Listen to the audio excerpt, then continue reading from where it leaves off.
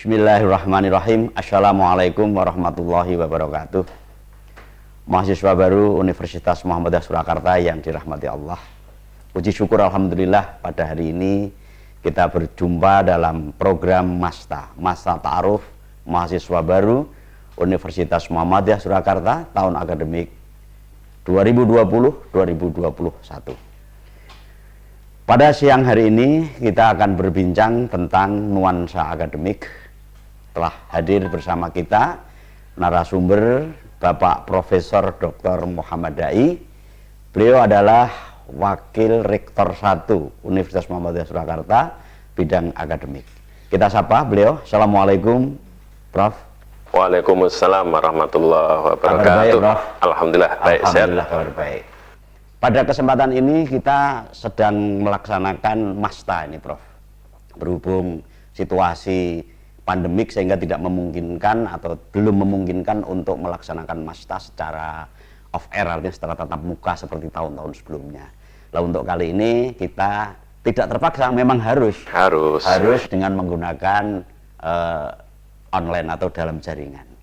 Tema kita kali ini adalah tentang masalah nuansa akademik Prof, atau situasi akademik. Pertanyaan pertama yang ingin saya ajukan kepada Profesor Dai selaku Wakil Rektor 1 di Universitas Muhammadiyah Surakarta yang kebetulan memang tugas wilayahnya itu adalah di wilayah akademik, pengembangan akademik. Pertama yang ingin saya tanyakan adalah mengenai situasi atau nuansa akademik secara umum di UMS ini, terutama pada saat kita berada pada masa pandemi dan setelahnya nanti, Prof. Yeah. Assalamualaikum warahmatullahi wabarakatuh. Khususnya kepada adik-adik mahasiswa baru Universitas Muhammadiyah Surakarta, Pak Sony. Ya, ini situasi yang kita hadapi saat ini kan sebuah situasi yang kita tidak menghendaki, tidak mengharapkan. Dan juga mungkin sebagian besar kita juga tidak menduga bahwa akan terjadi pandemi COVID-19 ini. Dan ini ternyata memang kemudian merubah banyak hal dalam kehidupan kita, dalam berbagai aspek, termasuk dalam kegiatan perkuliahan kalau kita bicara tentang perguruan tinggi. Di mana perkuliahan kita yang sebetulnya kalau Universitas Muhammadiyah Surakarta sendiri sudah menyiapkan adanya program-program perkuliahan daring gitu. Tapi dengan adanya pandemi COVID-19 ini, ternyata memang kemudian kita betul-betul dipaksa gitu ya. Dipaksa itu dalam artian memang ya kita harus melakukan itu, betul yang disampaikan oleh Pak Sony, untuk melakukan proses pembelajaran daring ya hampir 100%. Hampir 100%. Itu. Oleh karena itu ya ini situasi yang memang perlu kita sikapi secara positif, bahwa pandemi daring ini ya ini disrupsi yang sesungguhnya dalam dunia pendidikan, khususnya di perguruan tinggi. Oleh karena itu ya UMS menyikapi ini, berusaha untuk memperkuat kualitas pembelajaran daring. Ya, selama pandemi berlangsung ya kita akan memprioritaskan, mengutamakan proses pembelajaran dengan daring. Ya, kemudian kita juga sudah membuat skenario untuk fase new normal, ya, menghadapi pandemi daring ini. Ya, nanti kita akan menggunakan kombinasi pembelajaran daring dan luring, ya, dalam jaringan dan luar jaringan. Insya Allah dengan kombinasi yang optimal ini ya kita harapkan proses pembelajaran tetap bisa berjalan dengan baik. Intinya kepada adik-adik mahasiswa, khususnya mahasiswa baru UMS, ya, pandemi ini tidak boleh menghentikan kita untuk semangat dalam belajar, semangat dalam menuntut ilmu, semangat dalam mengembangkan diri. Karena dengan mengembangkan diri inilah insya Allah kita siap dengan berbagai situasi yang kita hadapi, termasuk situasi yang saat ini sedang melanda kita, yaitu pandemi COVID-19 ini. Selanjutnya begini Prof, setiap orang, setiap mahasiswa yang memasuki sebuah perguruan tinggi itu tuh punya keinginan untuk sukses. Ya, pasti. Tentu ya, ya, pasti. Untuk sukses lah. Tentu untuk menuju sukses itu ada persyaratan-persyaratan atau ada kondisi-kondisi yang harus diciptakan, Prof. Terutama dalam hal belajar kan tentunya. Nah, sebelum pada kiat-kiat sukses, Prof, saya ingin bertanya dulu, sebetulnya makna atau arti daripada belajar itu sendiri apa, Prof? Sebetulnya kalau kita mencermati ya dalam setiap kehidupan kita, Ya. apapun lah itu ada namanya proses belajar. Tapi kalau ini kan spesifik belajar di perguruan tinggi Ya, kan gitu belajar kan. di perguruan tinggi. Ya, Betul. maka memang kalau kita bicara belajar di perguruan tinggi ataupun di sekolah, di SD, SMP, SMA begitu, ada satu hal yang perlu kita pahami bersama, bahwa ketika kita melakukan proses belajar gitu ya, itu ada tujuan yang ingin kita capai. Ya. Kan gitu. Nah, sehingga di sini belajar itu ya konstruksinya jelas ada tujuan yang ingin kita capai dari proses belajar itu, ya. Kemudian proses belajarnya pun juga kita lakukan secara terstruktur gitu ya. Dan tentu yang paling penting adalah dalam proses belajar itu harus ada kesadaran dari kita. Harus ada kesadaran dari adik-adik mahasiswa untuk melaksanakan proses belajar itu. Sehingga belajar ini kalau kita rangkai ya, itu adalah apa istilahnya kesadaran diri kita ya, yang kita lakukan secara sistematis dan struktur untuk bisa apa istilahnya memenuhi tujuan kita, misalkan dalam bidang-bidang tertentu gitu ya. Kalau bidang farmasi ya kita ingin belajar di bidang farmasi, kedokteran ya bidang kedokteran dan seterusnya. Itu yang akan yang kita lakukan dalam proses belajar di perguruan tinggi ini. Sehingga sekali lagi mohon dicamkan khususnya kepada adik-adik mahasiswa ini, Anda punya tujuan ketika belajar di UMS ini. Itu ya. Anda juga harus melakukan ini dengan sistematis, dengan terstruktur, mengikuti aturan yang ada di UMS. Kemudian juga kemandirian yang Anda lakukan dalam proses belajar itu juga harus dalam rangka untuk memenuhi struktur atau sistem pembelajaran yang ada di UMS. Dan yang ketiga tentu tadi harus ada kesadaran bahwa Anda ini memang melakukan proses yang sungguh-sungguh gitu. Nah, diniatkan gitu ya. Kalau dalam bahasa kita tuh memang kita niat betul untuk melakukan proses pembelajaran ini. Nah, supaya bisa melaksanakan prinsip itu gimana, Prof? Pertama dengan kesadaran yang muncul dari diri kita untuk kita ini mau belajar itu ya. Itu kemudian kita sudah bersiap diri gitu loh terhadap beban-beban yang akan diberikan, baik itu penugasan misalkan gitu ya, ataupun pengembangan diri yang lain. Kita harus siap dengan itu. Ketika kita sudah mempersiapkan diri itu dengan baik, kesiapan diri untuk meniatkan diri untuk proses belajar ini dengan baik, ya insya Allah beban apapun akan bisa dilaksanakan dengan baik gitu. Kalau dalam bahasa sederhananya itu ya harus passion gitu. Belajar itu harus mendatangkan passion dalam diri kita ya. Kita harus seneng, happy gitu ya. Jangan sampai terbelenggu gitu. Apalagi sekarang kan pemerintah mengeluarkan konsep Merdeka Belajar yang UMS juga pasti akan mengakomodasi itu, mengadopsi itu ya. Kita harus membuat proses belajar ini menjadi proses yang menyenangkan.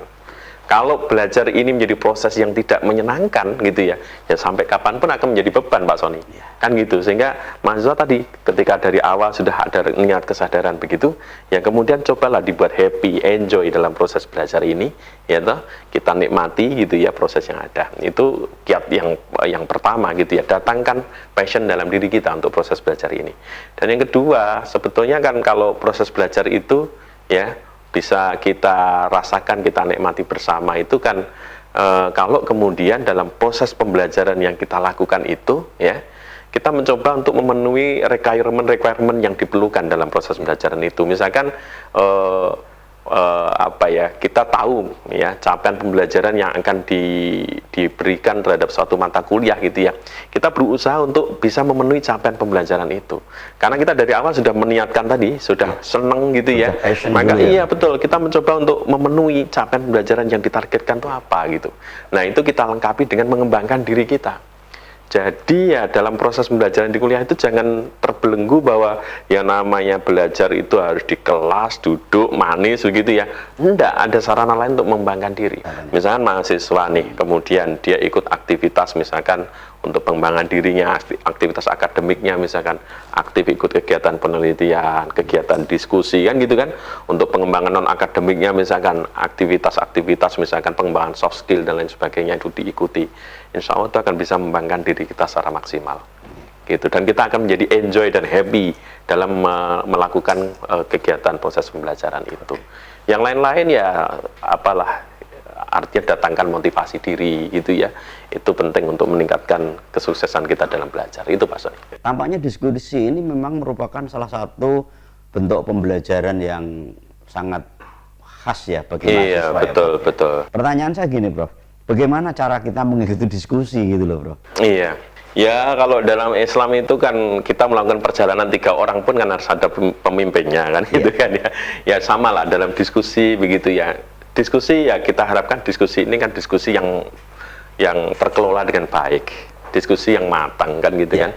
Dalam diskusi yang baik, yang matang begitu ya, itu diskusi itu ya ada sesuatu yang mau dibahas, Ada sesuatu yang mau dibahas. Iya, sesuatu yang penting untuk Jadi dibahas. bukan udrek-udrekan debat-debat gitu ya, Prof? Bukan ngerumpi, bukan udrek-udrekan debat begitu ya. Tetapi memang ini ada sesuatu yang memang harus dibahas, dan memang kita diskusi ini kan ada arahnya, itu ada konklusi yang harus kita ambil kan gitu kan. Ada hasil ya, Prof? Ada hasilnya. Maka kemudian kan diskusi itu ya harus ada yang mencatat, harus ada yang memimpin kan gitu kan, harus ada yang berpendapat kan gitu. Nah, itulah sebetulnya kenapa diskusi itu di tengah-tengah kalangan mahasiswa itu perlu untuk dibangkitkan, perlu untuk dibangun kan gitu. Melatih apa? Melatih kerjasama, melatih keberanian untuk berpendapat kan gitu. Kemudian melatih bagaimana pola pikir kita ini bisa terbentuk dengan baik untuk mengemukakan pendapat kan gitu. Sampai akhirnya kemudian dari diskusi itu menghasilkan konstruksi ataupun menghasilkan kesimpulan. Ini sebetulnya hasil diskusi ini kita ini apa gitu. Nah, ini menarik untuk dibudayakan di kalangan mahasiswa, dan nuansa akademik akan bisa berkembang dengan sangat baik kalau diskusi ini bisa dikembangkan, Pak. Menjadi tradisi, menjadi tradisi. Atmosfer. Betul juga. Itu tadi kata yang baik, tradisi. Nah, terima kasih, Prof. Ya. Satu terakhir pertanyaan saya, Prof. Kalau tadi kita sudah berbicara tentang masalah kesuksesan, namanya gagal mungkin juga terjadi. Kira-kira apa yang menjadi penyebab kegagalan orang belajar di PT terutama di UMS, Prof? Iya, yang perlu disadari pertama, kemudian seringkali kegagalan terjadi karena paradigma belajarnya belum berubah, Pak Sony. Maksudnya dari SMA ke perguruan tinggi. Coba kita bayangkan kalau di SMA itu kan ya kita masih begitu kan, kelas gitu kan. Kemudian mahasiswa siswa ketika SMA ya apapun itu kan kemudian harus dituntun oleh gurunya kan begitu. Ketika kuliah paradigmanya berubah. Mahasiswa harus betul-betul aktif untuk mengembangkan diri. Kan gitu. Nah, ketika ini tidak berhasil untuk switch paradigma ini tidak berhasil gitu ya. Mahasiswa cenderung pasif. Ya, cenderung pasif ya. Sehingga ya pengembangan dirinya menjadi tidak maksimal. Gitu. Kalau sudah kemudian pasif gitu ya, kemudian menemui kegagalan begitu, kadang-kadang mau diberi masukan apapun menjadi susah. Udah mentok ya? Udah mentok gitu, mentok. Diisi apapun sudah menjadi berat. Itu yang pertama. Ini yang kedua, saya melihat bahwa kegagalan dalam proses pembelajaran di perguruan tinggi itu juga ada faktor disebabkan karena mahasiswa gagal untuk mandiri, Pak Sony. Gagal mandiri. Iya, maturasinya untuk menjadi sosok yang dewasa, yang mandiri itu terhambat gitu. Ya, sehingga cenderung ya mahasiswa yang menyendiri, ya, kemudian cenderung beban itu dirasakan sebagai beban dirinya sendiri, sebagai beban yang berat dalam proses pembelajaran dan lain sebagainya begitu ya. Itu menjadi, mohon maaf dalam tanda kutip, sepaneng. Kalau dalam bahasa Jawa itu sepaneng, tegang gitu kan. Nah, ketika sudah seperti itu, dia misalkan akademiknya gagal di dalam proses perkuliahan, misalkan IP-nya rendah, nilainya rendah bisa gitu ya. Itu menjadi istilahnya stres gitu. Stres. Nah, ini nggak bagus gitu. Ya, maka ini menjadi pendorong terjadinya kegagalan. Oleh karena itu, saya berharap bahwa adik-adik mahasiswa baru ini, ya, kita memang mendorong kemandirian, tetapi jangan kemudian menjadi egois, jangan kemudian menjadi selfish, begitu ya. Jadilah sosok yang memang kemudian bisa beradaptasi dengan situasi dan perkembangan yang baru, khususnya ketika menjadi seorang mahasiswa. Insya Allah kalau misalkan mahasiswa bisa menghadapi ini, ada masalah misalkan mau terbuka dengan orang tuanya, mau terbuka dengan dosen pembimbing akademiknya, mau diskusi dengan temannya, insya Allah masalah ini bisa teratasi. Oke. Salah satu yang dituntut tadi adalah kemandirian untuk sukses. Iya, betul. Proaktif dari mahasiswa gitu. Ya, bagaimana membangun kemandirian itu dimulai dari mana dan seperti apa ini caranya, Prof? Iya. Tadi kalau saya runtut dari awal ya, ketika belajar itu harus diawali dengan kemauan gitu ya, harus dorongan proses belajar sendiri. Kalau di perguruan tinggi itu kan mengharapkan mahasiswa untuk proaktif untuk belajar kan gitu. Sekarang kita lihatlah definisi secara normatif ya, SKS di perguruan tinggi itu kan sistem kredit semester kita, satuan kredit semester kita itu kan kalau satu SKS itu kan identik dengan 50 menit tatap muka gitu ya. Atau 50 menit nanti misalnya pembelajaran daring misalkan gitu ya. Kemudian ditambah dengan 60 menit tugas terstruktur dan 60 menit tugas mandiri. Kan gitu kan. Maka kemudian ini yang perlu diperhatikan. Sebetulnya ketika belajar di perguruan tinggi, kesannya mahasiswa itu banyak waktu luang. Kan gitu kan, belajar mungkin di kampus hanya 2-3 jam. Tapi sebetulnya adik-adik mahasiswa sekalian, adik-adik juga punya tugas untuk mengembangkan diri secara mandiri. Nah, mengembangkan diri secara mandiri ini bagaimana? Ya tadi ada aktivitas-aktivitas pengembangan diri yang bisa Anda ikuti. Dalam bidang keilmuan khusus yang Anda pelajari, tentu Anda harus memperkaya diri Anda. Ya, jadi jangan hanya menerima apa yang dari perkuliahan di kampus. Ya, dalam tatap muka 50 menit, tidak, masih banyak ilmu pendukung yang harus dipelajari. Nah, belajarnya caranya dari mana?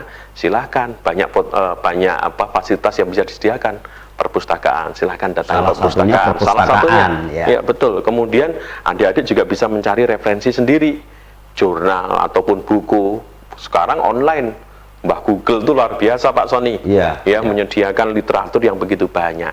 Nah, sehingga kemudian adik-adik harus smart, ya. Harus smart dalam melakukan istilahnya telaah pustaka. Jadi dalam hal review ini gitu. Tidak perlu beli ya Prof ya. Tidak harus selalu beli ya Prof ya. Tidak harus selalu beli. Di perpustakaan kita di UAS yang gratis pun banyak. Ya, sehingga sekarang tinggal teknis membaca bukunya seperti apa kan gitu kan. Orang sih teknisnya macam-macam ya. Kalau saya ini pengalaman saya pribadi, seringkali buku itu ya saya review dulu. Ya kan, oh ini relevan atau tidak. Setelah kita review, kemudian kita baca detail, kemudian kita tandai mana yang kita perlu memperdalam lagi, kita munculkan pertanyaan-pertanyaan apakah ini bisa terjawab atau tidak, kan begitu.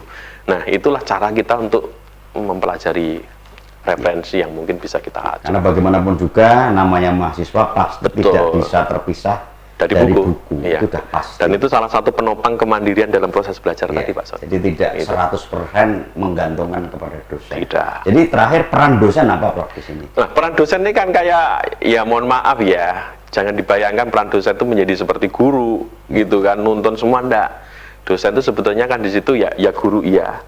Tapi juga yang penting adalah motivator, kemudian fasilitator kan gitu kan ya. Fasilitator fasilitasi untuk proses belajar itu gitu kan ya. Nah, kemudian dosen ini yang mendorong bagaimana mahasiswa itu bisa mengembangkan diri dengan optimal, dengan baik gitu. Tetapi ya itu tadi, dosen juga punya peran penting tadi, agar struktur pembelajarannya tetap bisa berjalan dengan baik untuk mencapai capaian pembelajaran tadi. Baik, terima kasih Prof Dai udah cukup ini. Bincang kita. Kita bertemu lagi pada kesempatan yang lain dan yang jelas selamat datang para mahasiswa baru, selamat belajar, semoga sukses bersama Universitas Muhammadiyah. Amin ya rabbal alamin. Terima kasih. Assalamualaikum warahmatullahi wabarakatuh. Waalaikumsalam warahmatullahi wabarakatuh.